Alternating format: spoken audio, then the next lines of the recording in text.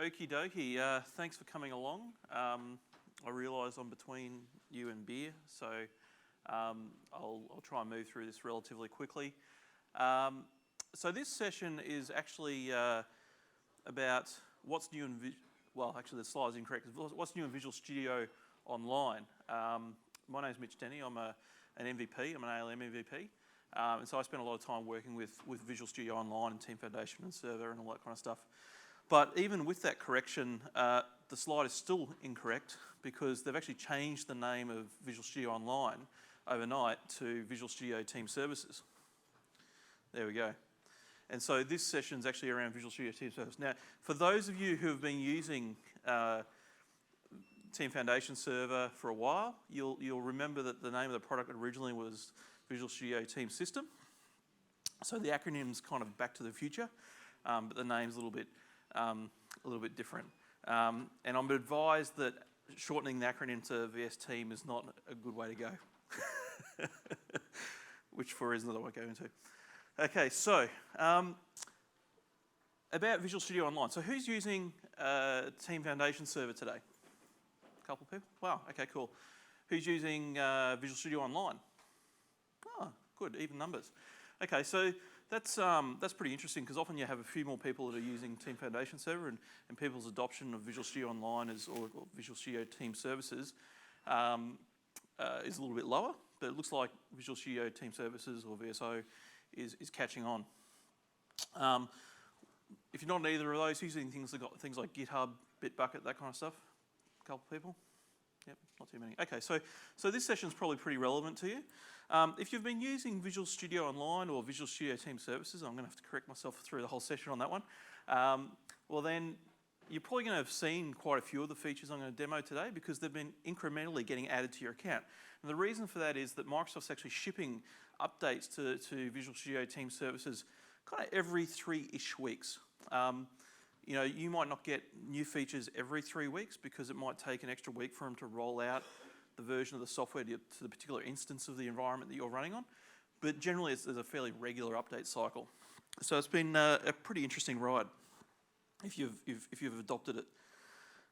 So to get a sense of the amount of change that's going on inside Team Services on a regular basis, what I wanted to show you was the features timeline on the MicrosoftVisualStudio.com page. So this page summarises the time frame for which features are landing in the product. And if you scroll down to current features, you can see that there was an announcement overnight. So last night in New York, Microsoft put out a whole bunch of new capabilities for Team Services. And so that was a pretty exciting thing. And so there was lots of people who were madly scrambling to make sure their presentations are up to date today.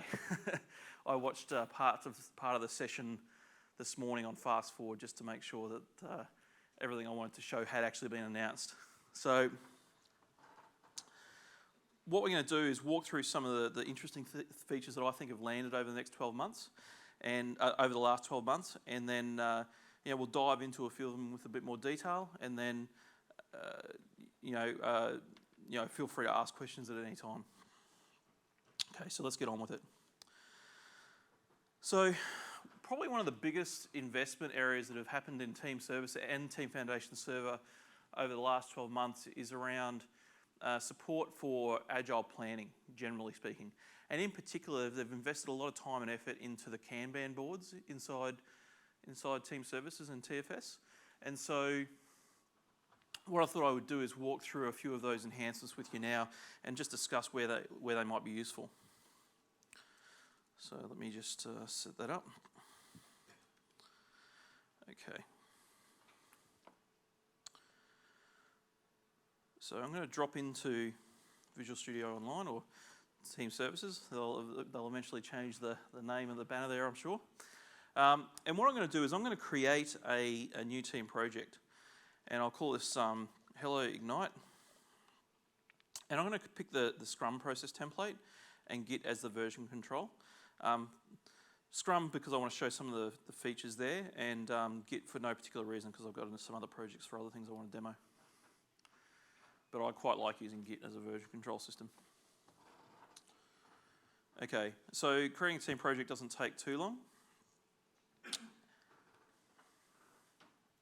Shouldn't take too long. Usually it takes about 10 seconds. Can you add your own process templates in online? Not currently, no. No. Sorry? Go ahead, Adam. Sorry, yeah. So the question was, can you add your own process templates into Visual Studio Team Services? The answer currently is no. Yeah, I'm sure they're working on that, but... So that's status quo for now. Okay, so what I'm going to do is, now that I've created that team project, I'm going to navigate into it, and I'm going to show you the Kanban board. So we basically go to add work to our board, and I'll come back to that initial screen in a moment. So this is our Kanban board, and you know, certainly 12 months ago they added the ability to do things like introduce new columns. So for example, I can go in and add a column, so I might have approved, committed, and I might have something in here such as coding.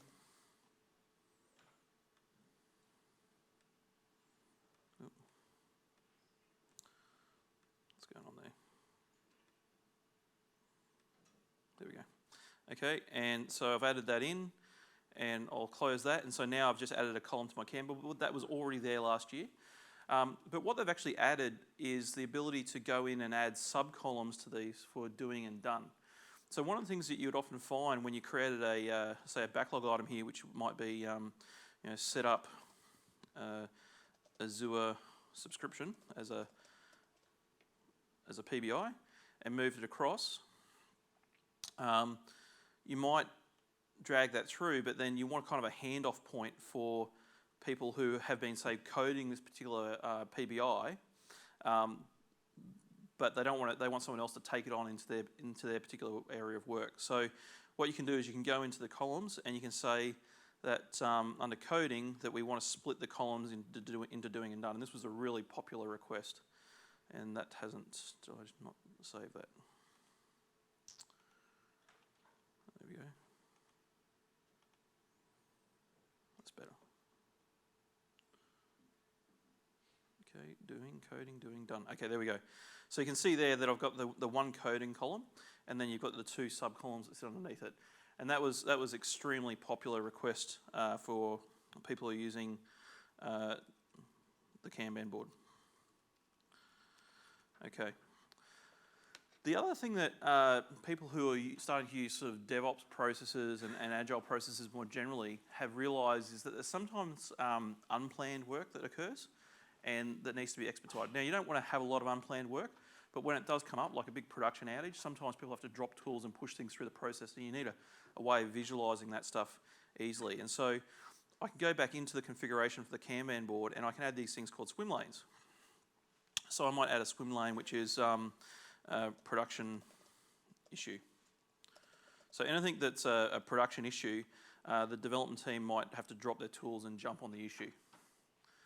So then you can have things like profile page crashing, and so teams would know that when they have something that's sitting in the production issue swim lane, that it's actually got to be executed first, and so you don't lose track of that work in the big list of backlog items. One of the other things that's quite useful is, particularly when you're working with large backlogs, is that you've actually got the ability to reorder the items in these now. So that was previously based on the priority in the work item. Now it allows you to just drag and drop that, which is a fairly handy feature.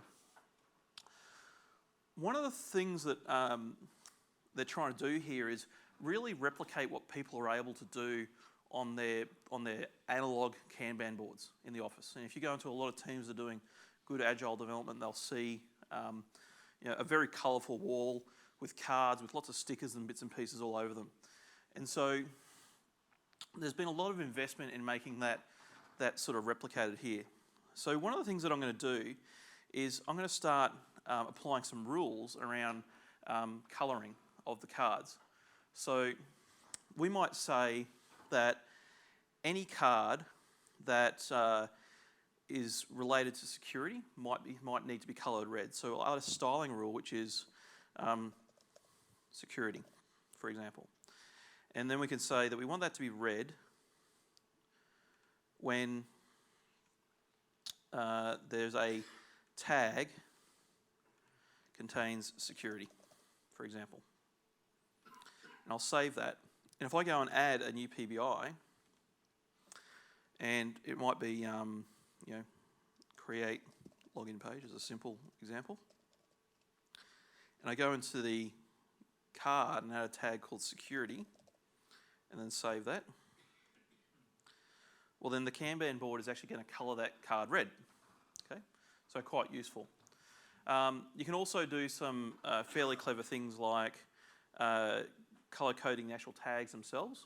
So if instead you didn't want to colour the whole card because black on red doesn't look too crash hot, you might want to just make the security tag red. So we might get rid of the rule, or at least disable it for the time being, and go down to tag colours, and we'll say that anything that's tagged with security, the tag itself will be red. Save and close. And so it'll repaint that. So we've now got the white card but with a red tag. So you get this flexibility, and the idea is that they're not being too prescriptive. It's up to you how you set this up. And just like in an agile development team, the team sort of establishes their own practices around making this work the way they want. All right, so they are really trying hard to make this be able to replace that analog board that you've got. And this is one area where I think over the last 12 months they've come a long way. Okay. Bear with me. Okay. Another feature that they've got with these particular cards now is the ability to do a lot more editing of the card sort of in place. So you can go into the board here and start setting some styles. So you can say, hey, let's make the ID, show the ID, because that's often something that people want to do. You can say display some additional fields. So you might want to say, show me the error path's not a good one. Let's show me the business value, for example, in this particular work item, and also show any empty fields that are visible. So if I click save, well then I've now got some fields here that I can punch in. So for example, I can assign myself, and I can also set the business value on that particular task. You don't have to jump into the actual work item itself, the full work item editing screen. Speaking of the work item editing screen, that's actually been refreshed as well. There's actually, just for the purposes of comparison, I'm going to go back to the old form. So they've currently got the old form and the new form side by side. Let's give it a few seconds to refresh. So this is the old form, okay? Functional, right? But what they're trying to do is try and present more relevant information where you need it. So if I jump to the preview form, and you'll see this in your instances, you can do that. So the new form sort of has some pertinent information in this grey band here. There's a bit more surface area for key details like description. There'll be things that they're going to do around conversation. So for example, if there's some chatter going on with this particular work item, you can click on that and you'll sort of highlight the conversation that's going on. They've done some editing experience improvements where you can sort of expand these things out to be sort of a full panel. So just incremental improvements in the form. Okay. So the other thing that I think that they've done, which is pretty interesting, is in the sprint planning. So let's go into the backlog. I'm just going to add a couple of PBIs. So just call it PBI 1, PBI 2, PBI 3. They've kind of added the ability to multi-select items and drag them around. So if you've ever had to do a lot of work with backlog management inside team services, well, this is a good incremental improvement. But they've also in the board for the sprint they've got the ability to sort of add things like work items in place. They've also got, let me drop into it, they've also got the ability to provide more detail around the capacity of the team. So for example, who works in a team where the developers only develop and the testers only test and the sysadmins only do sysadmin stuff? Who sort of works in that kind of team? That's a minority, a clear minority of the room. So the reality is that people in software development teams are multidisciplined, and they need to estimate the capacity to do work across all of those disciplines. So people often say, hey, look, I spend 25% of my time managing production issues, or I spend 25% of my time testing. And so previously in this dialogue, what you had to do is specify the activity that you're going to be doing for this entire sprint. That was the only thing that this tool used to track your effort. So I can say, hey, I'm going to do development, but I've also got another activity I do around design, for example, and sort of split up your capacity. And so as you build out your task list, it actually figures out whether you're sort of over or under capacity by work type as well. And it's a bit more fine-grained. Okay. Is there anything more I want to show on the Kanban board for now? No. Okay, so let's jump back to the home page for the team project.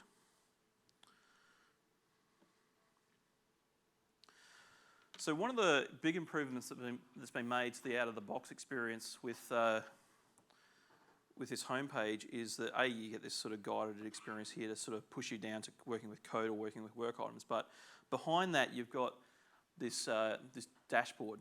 So they've had a dashboard inside Team Services for a little while, but what they've done here is make it much more configurable and flexible. So first of all, the widgets are easily draggable here, so I can sort of move these things around. You've got sort of like a card-like effect, but you can also drop in and add additional widgets. So for example, if I wanted to drop in the team or some additional links, I might actually want to have a kind of like a global definition of done that we subscribe to as a team. I could actually drag in a markdown widget, and there it is there, and I can literally go in and edit that. So you can type in the markdown there and it'll just present what we want, and we can make that various sizes so we can have a little widget or whatever. So who likes that sort of flexible dashboarding experience? It's pretty useful. So obviously you can do all the things you'd expect, like present the results of a query here, so you can do your standard aggregation. You can also do things like put your build definitions in as well. So for example, if I jump across to another team project that I've got within this collection,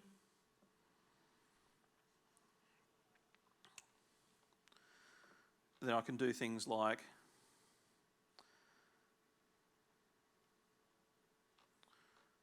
where are we?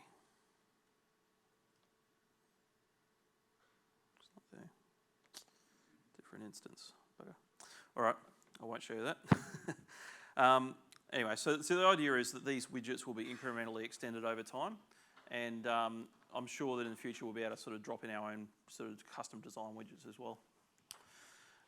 Okay, so you can also add multiple pages. So obviously, different people want to have a different view of this. So we can actually add, another completely different dashboard called Awesome, and it's basically just a blank canvas that you can add as many widgets as you like to. Okay, so that's quite useful like that. Okay. Reporting. One of the big differences between Team Foundation Server and Visual Studio Team Services is that with Team Foundation Server on premises, you've got the reporting services engine behind it. You've got a cube sitting behind it. That's not there in VS Team Services, and so the team had to come up with a different way of providing that sort of flexible reporting experience over the data. So one of the things that you can do is now connect your team project with Power BI. Who's familiar with Power BI? A couple of people? It's actually awesome. I'm really enjoying the way that a lot of the various teams are actually plugging into it. really allowing for this sort of consolidated dashboard. So I'm going to log into my Power BI environment here. And what I've got here is a dashboard for Visual Studio Online, which is out of the box, and this is connected to a little team project they've got, so it's only just got a couple of commits in it. And so the idea is that you can ask sort of high-level questions like, show me the commits by username, for example. So you can ask Power BI a question, and it's using the connection to Visual Studio Online to harvest that data, and then you could then graph this in different ways. You can also go and explore the data set directly. So you've got this data set view, and I can say, hey, give me a chart, and then you can sort of drag on different elements onto the chart. So I can say, hey, give me the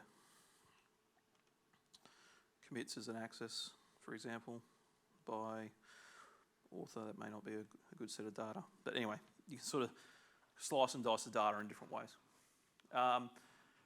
Really, they're just presenting the data. Power BI is doing the hard work of visualising it.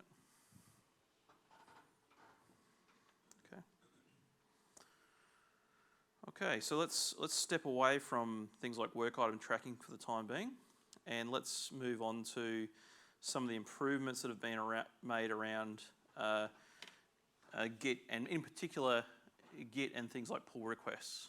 So who's using Team Foundation version control right now with their projects? Okay, probably maybe a third to a half. Who's using Git? Slightly less. Who's using something else out of interest? What else are you using? So SourceTree talking to Git? Okay, all right. Okay, cool. Dropbox? How's that working out for you? Okay. I can say something about OneDrive here, but anyway, I won't touch it. Okay, so let's talk about the coding experience with GitHub. So one of the things that they've actually done here is, if you go into the security for various repositories, actually I need to go into the settings page here. And if I go into version control,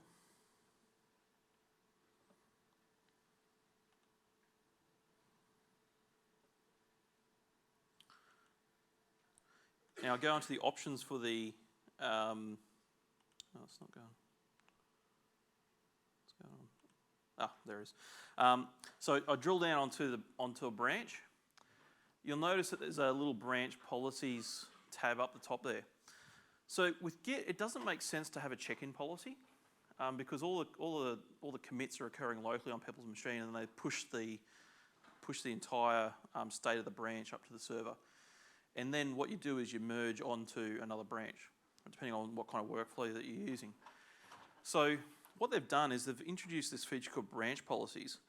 And then you can say, okay, well, when a team member creates a pull request, then it will automatically trigger a particular build against a particular build definition for that pull request. And so when you go in and analyze the pull request to decide whether you're going to accept it, you're actually getting the status about whether a build's actually occurred or not.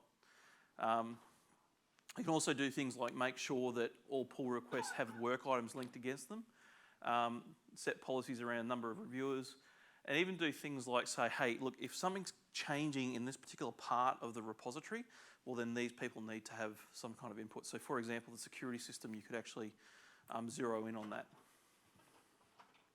Okay. So what I'm going to do is I'm going to jump into Visual Studio and sort of work through this experience. So go to branches here. So what I'm going to do is I'm going to create a local branch. I'm just going to call this feature X. And I'm going to go into my code.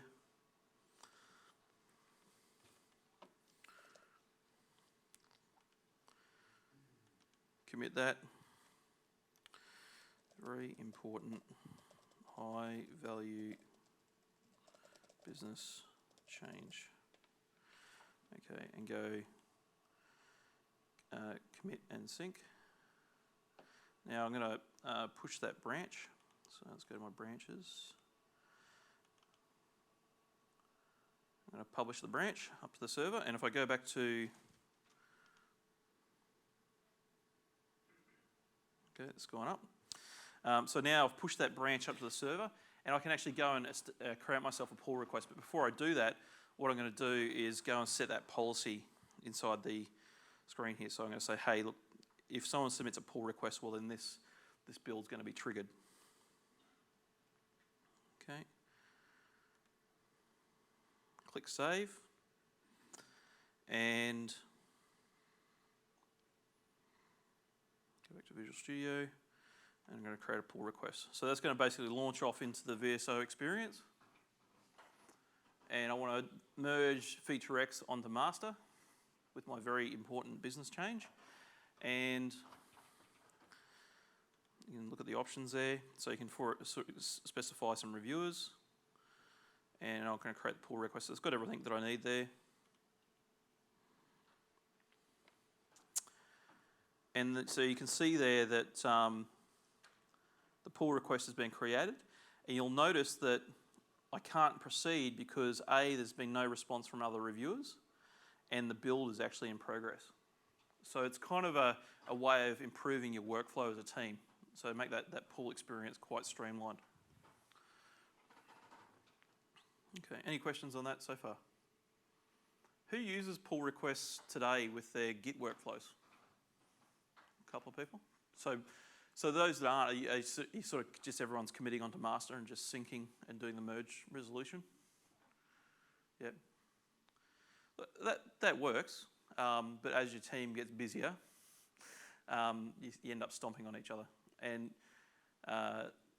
you'll end up in a situation where you've got things landing in your master branch that really shouldn't be landing there, and you've got to go and back them out. So pull requests is a good way of triaging things as they arrive. I strongly recommend that you establish some kind of flow. So from here I can jump in and figure out what the status of the build is, which may or may not be good.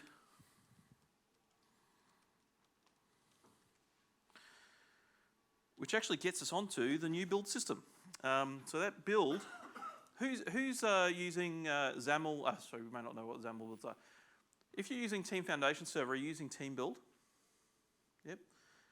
Okay, so what Microsoft's done in the last 12 months is introduce a new build engine. So it's just the new version of Team Build. And it's quite different to the workflow-based build engine, which ships with Team Foundation Server. It's actually now available on premises as well. But it sort of landed first in Team Services. And you can see here that build that's triggered as a result of that pull request is actually running through. And you can see some very discrete steps in the process. So if I jump into the build, you can see here that, we're going to edit, that this particular build process has a bunch of steps. So I'm going to install NuGet packages, I'm going to do a build, I'm going to package up some packages, and then I'm going to push some packages to a server. So we'll talk about package management a little bit later on. But this build system is much more straightforward, much more easy for people to get their head around. They're sort of used to this sort of task runner, and it's extensible. So if you go to GitHub and you go to Microsoft/VSO agent-tasks, Microsoft has open sourced all of the tasks that exist within the task runner here. So if I go into the build engine and go add build step, you can see that I've got a bunch of build steps that I can use, and there's all manner of tasks that I can use. So I can kick off a Gradle build, an Ant build. I can deploy things to Azure, just run batch scripts and PowerShell scripts, kick off load tests, copy files around the place. You'll notice that there's quite a bit of cross-platform support in there. But the reason there's so many tasks in there is that people have been able to contribute to the task library and sort of grow that common body of tasks. But you can also build your own tasks. So if you've got something that's completely proprietary, well then you can develop that, store that in your version control system, and publish that into TFS, and then your teams can use it. So the way it works is, if we go into VSO agent tasks here, this is just a source tree that contains the task definition for the custom task. So you'll see a common list. And if you go down to say, let's go to NuGet Publisher, which is one that I was looking at earlier today because I had to tweak something. This is the source code for a task, and you'll notice immediately that there's not a C# file inside. So if you've been working with the workflow-based build engine, you've probably developed some custom workflow activities and that kind of stuff, and then had to debug those. Well, this is all script-based, and the way it works is that there's a task.json file. And the task.json file contains some metadata that describes that task. You'll notice these names sort of correlate to what you see in the user interface. But more importantly, it defines the inputs that task takes, plus a few rules. And then there's some dependencies between these properties that you can apply. But down here in the execution section, all it's doing is, in this case, it's executing a PowerShell script. Okay, if we go and look at another task, so for example, let's look at CocoaPods. Go task.json and go down to the execution step. You'll notice that there's actually two execution types there. There's bash and node. So why would they have different execution types? Because surely, if it's Microsoft's build engine, you've got Windows everywhere. Well, what's changed is that Microsoft is now supporting cross-platform build. So Microsoft actually ships a build engine or a build agent, which is actually implemented using Node.js. And what will happen is that Node.js build agent will download this task definition and look for the execution instructions that it's compatible with working with. So in this case, it could probably work with either of these. So the agent itself has that code in there. So in theory, you could probably build your own agent as well if you had some sort of weird platform. But the reality is that this kind of stuff will work on almost any platform. And so that means that if you want to have a build system that kicks off say an Xcode build, no problem. All right. Any questions on that so far? Because that's a pretty big change that's happened in the last 12 months. If you're currently using XAML builds, it's still supported, but I'd recommend getting onto this because there's a lot of investment going into this at the moment. The ecosystem of tasks is growing.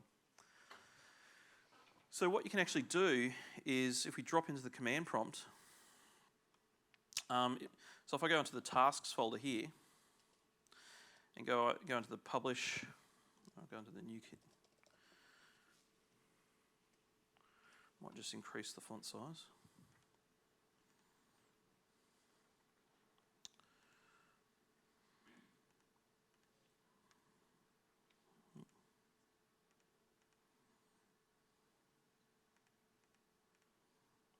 Okay, hopefully everyone can see that. Okay, so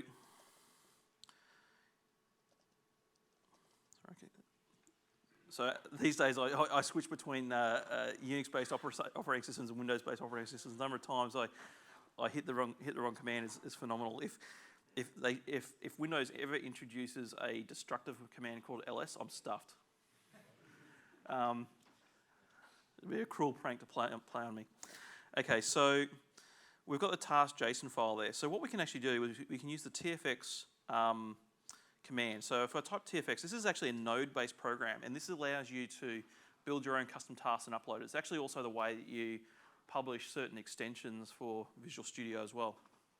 So I want to go TFX build, and it just kind of allows you to explore the command space.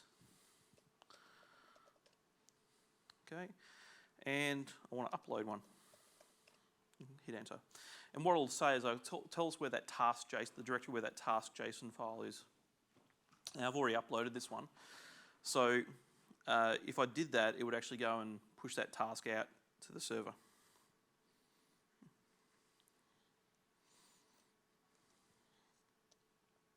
Okay, so where are we?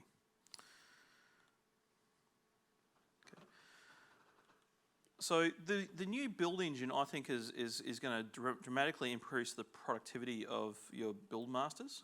It's a much sort of simpler system to work with. So one of the things that I want to do is take the build that I've created and deploy it out into production. So this comes on to one of the other features that's been recently introduced, which is the release management tools. So has anyone used the release management tools that came with Team Foundation Server previously? So Well, when you say used in their old interface. yeah, that's sort of WPF-based client application. Yep. So that's still around, still supported. But what Microsoft's done is they've taken the build engine agents that we've just been looking at, and they've implemented them so that they work in a sort of a release management context. So what you can actually do is you can say, hey, I want to create a deployment pipeline and push out my builds through that pipeline using the same sort of agent tasks that we've been working with. So let's jump in and have a bit of a look at that. What I'm going to do is I'm going to create a sort of from beginning to end. I'm going to create a new Git repository. I'm going to check in some code, and I'm going to get a build running. So I've got an example of that here, but just to sort of point out a few of the problem areas. In fact, what I can do is I can jump in and show you some of the code. So what I've got here is a solution called Dev236. That's in version control right now. That's the one we were looking at just previously. And that contains a ASP.NET Web application, just a simple MVC app. So it's not ASP.NET 5, it's the previous iteration of the framework. And you can see here that I've got a published profile here, production.pubxml. What I do in the build process is I actually go through, do my build of the MVC application, and I package it up and drop it into into an artifact repository as a zip file. So if I jump into VSO, you can see here that I do the build, and you'll notice I've got a parameter on this build which is deploy on build. What that tells MS Build, which is running the particular compilation for the ASP.NET application to do, is drop everything that's contained within that MVC app into a zip file. And then if I look at the publish build artifacts task here, which is just another task like any other, I've got an instruction here to upload any zip file which is present in the directory after I've done the previous steps. And I've named the artifact drop, and you'll notice the artifact type is server. So if I go here, you can still deploy your drops to a file share, which people who have been using TFS might be familiar with. But one of the things that you can do with Team Services is let it keep track of all the files for you after a build. Because obviously, going from a hosted build agent to a file share that you can access can be a little bit cumbersome. So that's what happens. And if I look at the build history here, that last build failed, by the way, for some reason, which is good to know. So I'll look at one that worked. And you can see here that I've got an artifacts folder. And if I go to explore, you can see that I've got the zip file there. So that publish build artifacts task, it said, right, I want to keep track of a file at the end of this build. Just grab that zip file and upload it to the server. That's the web application I want to deploy using release management. Okay, so let's go and look at release management. You'll notice at the top here, we've got several hubs. We're going to come back to the package one a little bit later on, but I want to look at this release one. If we go into release, this is a new web-based release management experience, and people have been asking this for quite some time. And what I've got is a release definition called Dev236, just matching my application. And you can see here that I've actually gone and done 3 releases. Now the first one failed, the second one only went to the first environment, and the second one went to all 3 environments. So let's drill in and have a look at that release definition. So the concept here is you've got release definitions, and within release definitions, you've got environments. So these are my environments down the side here.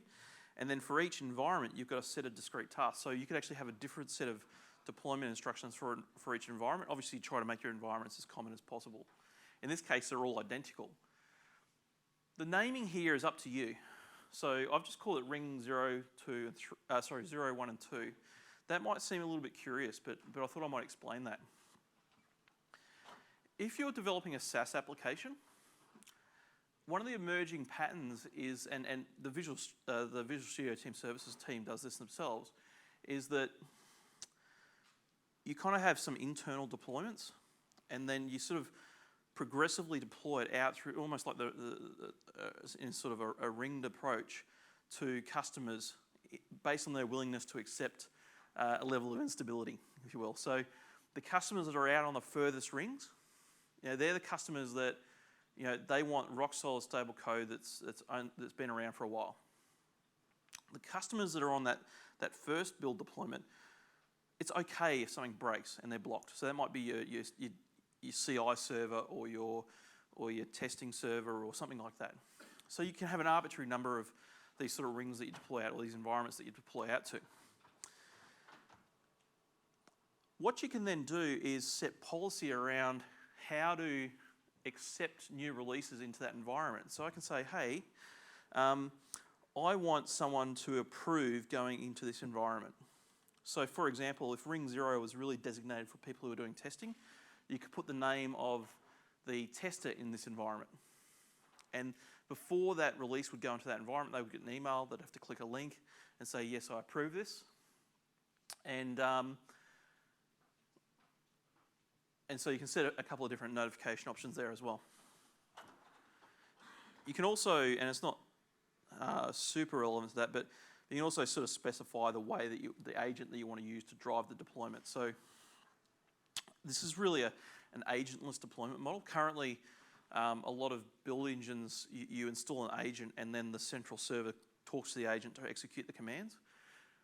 There's kind of 2 schools of thought. Some people like a model where you install an agent and that has some benefits, but other people like a model where it is literally a kind of a virgin server that you're deploying things onto. So in release management, you register agents with Visual Studio Online or Team Services, and then it kind of drives the installation. So your deployment is only ever running on one particular agent within that particular environment. Okay, so now that we've got our environments, we've got some build steps, all this is doing is taking the zip file that I've uploaded, and I've linked this release definition with the build outputs from that source build that I've created earlier. And so now I can schedule a new release. And it allows me to pick the release that I want to push out. And to be honest, I don't know which one's good, so I'll quickly check that. Because remember that one failed. Okay, so 13's good. I can push that one out. And what I'm going to do is jump back across to release.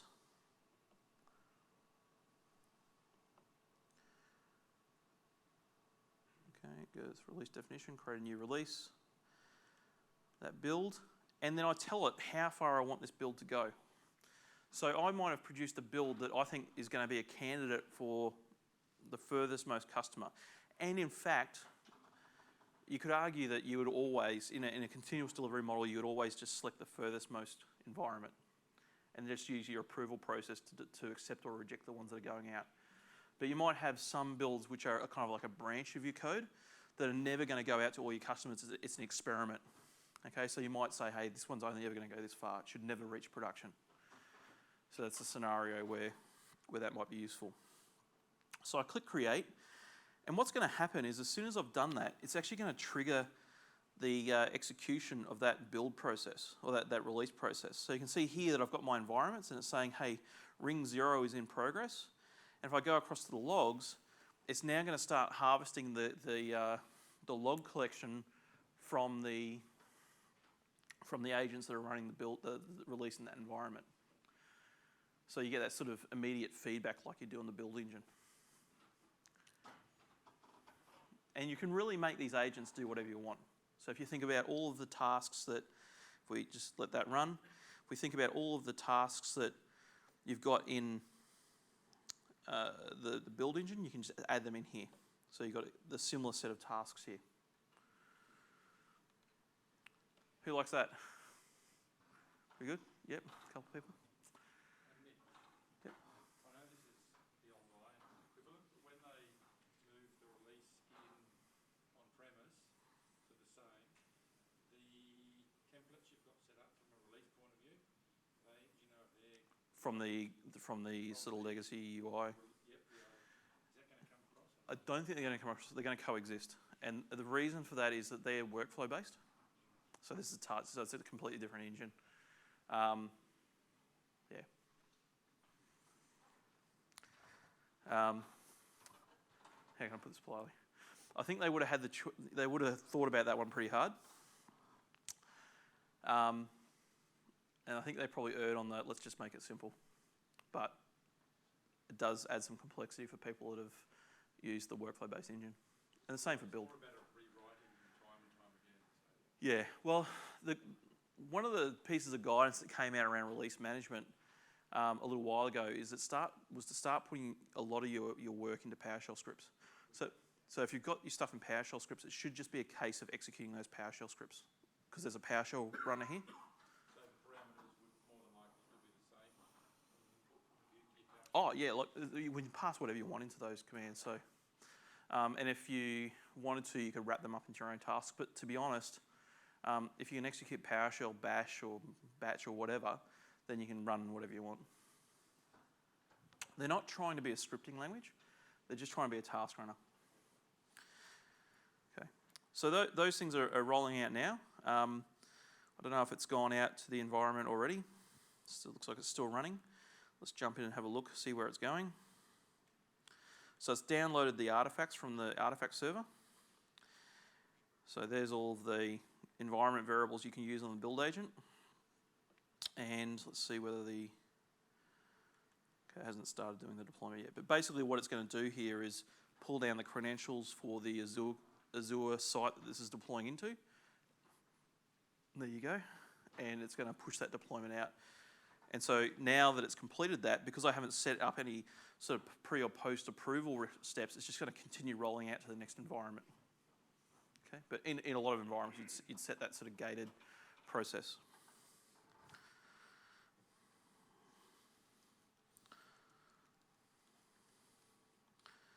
Okay, so that's release management. So the next thing I'm going to talk about is some work that's been done in extensibility around Visual Studio Team Services. Still getting used to the name. And this has been a pretty huge thing. If you'll notice, if you're observant, that there's a new little icon up here which the team seems to have borrowed from the Windows team. And if you tap on that, you get this option to browse the marketplace or manage extensions. So what is an extension? Well, if I click Browse to Marketplace, you'll see here that I've got kind of a unified store for all of my little developer extensions that I might want to have, and sometimes not necessarily little. So you can see there I've got extensions for Visual Studio Team Services, Visual Studio Code, and I can even get Visual Studio subscriptions and subscribe to them through here, which can be useful in some circumstances.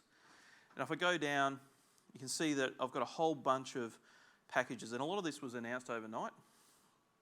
For example, I can actually install a package to support doing code search. So if I go and install that, I can then select which subscription I'm going to install it into, confirm that,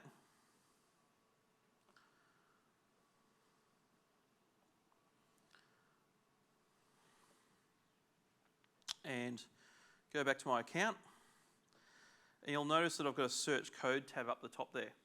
So the extension model allows you to contribute things into certain locations on the screen.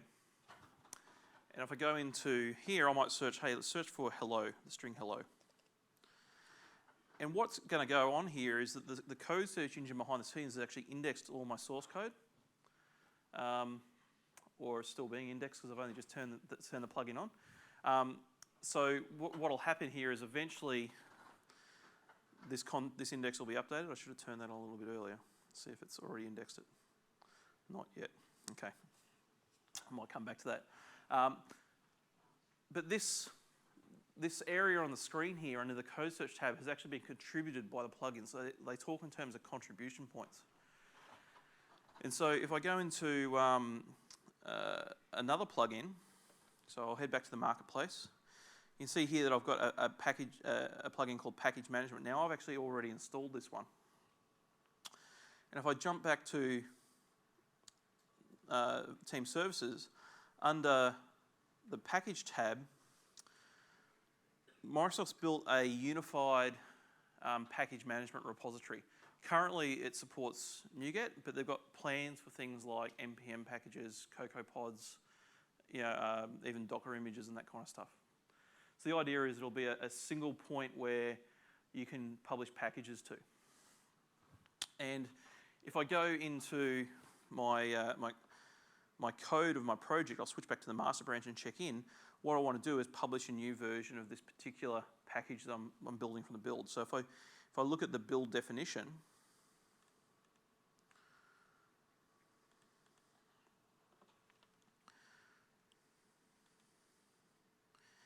you can see that I've got a bunch of build steps. And one of those build steps is a NuGet publisher task. Now, I actually uploaded the latest version of this one from the VSO agent tasks repository that I showed you earlier, because the one that's currently live on the site is a little out of date. But you can see here that I can say, hey, just publish all the NuGet packages you find in the root directory of the source directory. And I want to publish it to an internal NuGet feed, and I take this URL from the actual package management tab. So if I go to package management,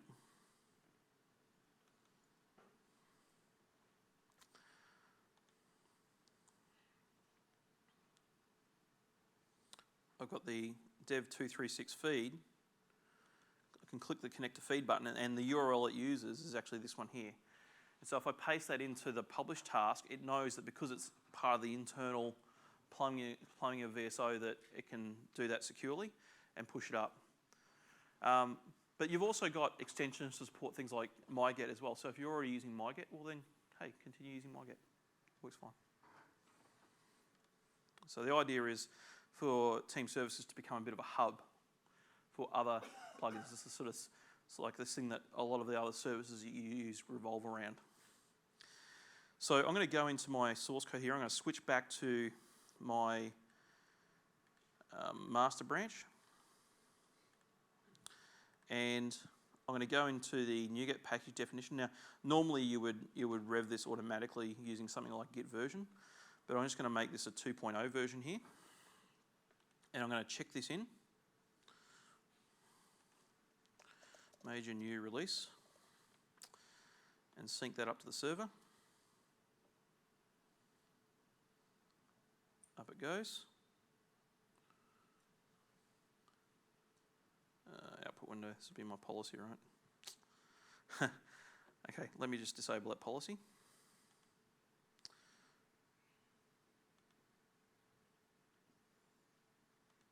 And try that again. Good to know that the policy is working. Hopefully it updates fast enough. Cool. All right, so that's synchronized up. So I've just been naughty there and bypassed my policy. And now if I go back to team build, we should see that a CI build has been triggered. There it is. We can watch that run through. And once that completes, we should see that the NuGet package has actually been uploaded into that package feed. And then I can use the URLs inside Visual Studio to pull those packages down into my other applications that I'm using. So the idea here is it encourages kind of like this internal open source concept amongst your teams, which is a good thing.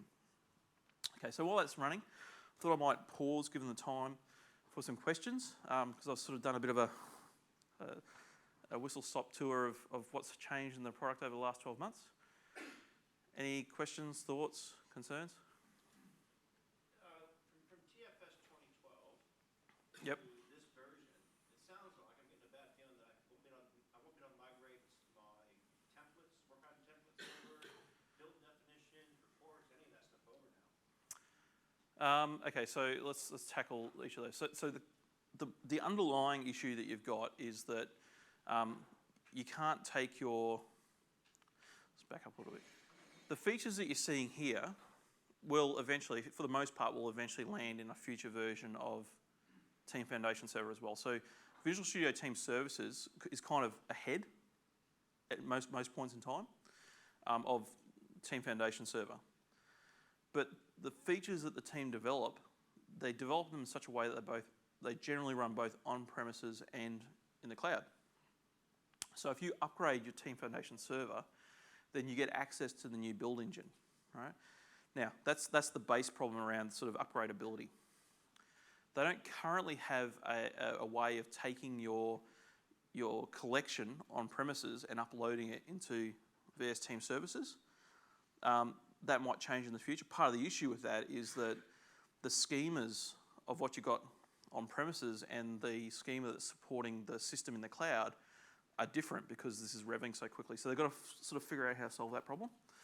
I'm hoping they do someday because I'd love to be able to go to sites that have got Team Foundation Server and just click a button and have it go into the cloud, but it's not currently possible. In terms of the upgrade path for the subcomponents of an individual collection, like going from a XAML build to a new task-based build system.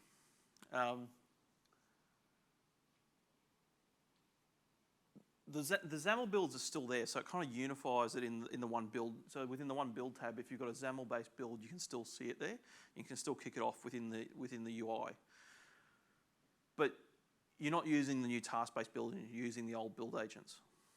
And so you have to decide whether you want to continue using the XAML builds or figure out a way of kicking off your build using the task engine. Now, a lot of people's builds are basically, it's the workflow that then just kicks off MS Build or kicks off a couple of scripts.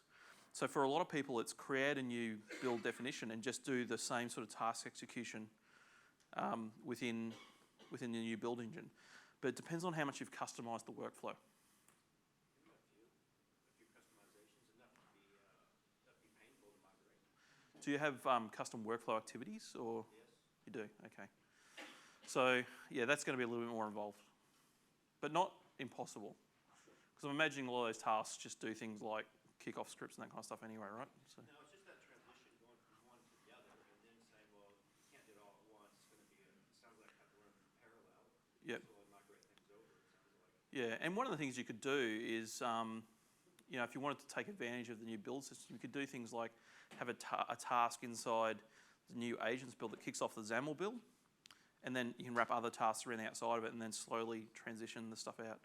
But it depends on how big your problem is. We just do it incrementally, so we've moved across. Yeah. Most of our builds are still XAML and slowly we'll be moving stuff across. Yeah. Yeah, that's what I'd recommend. Some other questions? Anyone got any? Yeah, I do have one.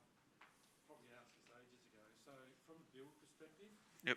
in Team Services, if you've got particular COTS components Yep. that you need on that build agent Yep. to be able to successfully do your builds, is there a solution for that? There is. So the question was, how do you manage the dependencies for the build agent? So like in the XAML builds, there's a way of sort of tagging the build agent as having a certain capability. The way they've done that with the new build engine is really by just using environment variables. So if you have an environment variable set on a particular server that has the build agent installed, well then the build engine can help target a build to the right machine based on the presence of that environment variable. So if you install a package and it drops an environment variable, you can pick that up. Alternatively, you could just inject an environment variable onto that machine. and so it's got this concept of demands. So if I go into the build agent, or rather the build definition, and I go down to, I'm going to edit that. I can actually go through and set options to figure out what kind of capability my build agent needs to have. So I'm just trying to find the. I don't do it that often. Yeah, I'd have to find out where it is on the screen, but there's a way of saying, look, this build needs these things, and it's all based on environment variables under the covers, and that's cross-platform as well. So you can actually push particularly licensed A build, yeah. assemblies down for the build process to... Oh, yeah, well, you can do whatever you like. So if you had a package that you needed to install as part of your build, you could do that here. I'm not sure about the hosted build will have some restrictions as to what you can do, but they effectively cycle the build server each time anyway. So they've got a pool of build agents. So you kind of get your own virtual machine every time you build. But yep. That seems to be the limitation in the user interface at the moment. So the question was, with the branch policies for the pull requests, can you have more than one build definition attached to that? The answer is currently no. You can only have one per branch. Is there support for building ASP.NET 5? It is possible, but ASP.NET 5's build process is quite a bit different to traditional ASP.NET. So they kind of have like a different project system. They're sort of got half and half at the moment. So you can do it, but it's not sort of, hey, drag this task in and kick it off. I find that it actually builds okay. Building is not really the problem. It's actually grabbing what you've built and then getting the package out of it, which is a little bit more involved. So where I had the parameters on this particular task here, there's a few more parameters you've got to throw in to make it work. So that was on the NS build. You can't pass that build numbers to build the next project code. There's a piece of documentation on the, if you go into the build engine, you've got the getting started page there. It's actually got the instructions that, for doing ASP.NET 5. But I'll warn you, something broke a couple of weeks ago. Hopefully they've updated the documentation because they changed ASP.NET 5 dramatically. More than that now. Okay, so so that's that. I'm almost out of time. I'll point out that package that I uploaded successfully. So if I go in here, I should see two packages if it all worked the way I expected. Okay, so you can see a 2.0 there now. It's now replaced the 1.0. And so I could take that feed and use that inside my other projects. Are there size limitations on any of this? And also, can you then, like, for example, in MyGet, you can then flush out versions that you don't want? There's still a few things missing like that here. So there's not all of those controls. But this is an area that's actively being worked on at the moment. So because it's an extension, they can quickly publish changes. So I would expect to see improvement every sort of 3-ish weeks. I'm looking forward to things like NPM and Docker support. They're the things I'm really looking forward to. The reason that pull request build failed previously was because I've got the version number of the NuGet package hard-coded inside the NuSpec file. And so the build that triggered off the pull request attempted to push to the server, and the package with a 1.0 version number already existed, so the build failed. So someone would have to go and check that. So if you use something like git version to establish your version numbering, then you wouldn't have that problem. You would support tagging and all that kind of stuff in your NuGet feeds.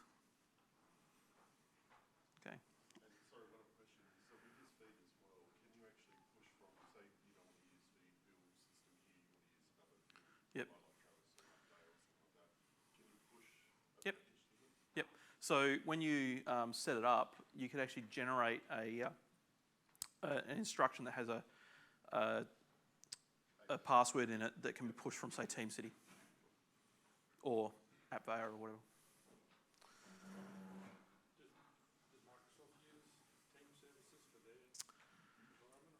To be honest, I would assume Microsoft's a big company, so I'm assuming that they're using one of everything, probably 100 of everything. So, you know, in Redmond they've got like 50,000 people building software, so there's probably as many variations as there are people, right? So but short answer is they would be using it in various places. Okay, thank you very much. That's all I had. So thanks for coming along, and I'll be around afterwards.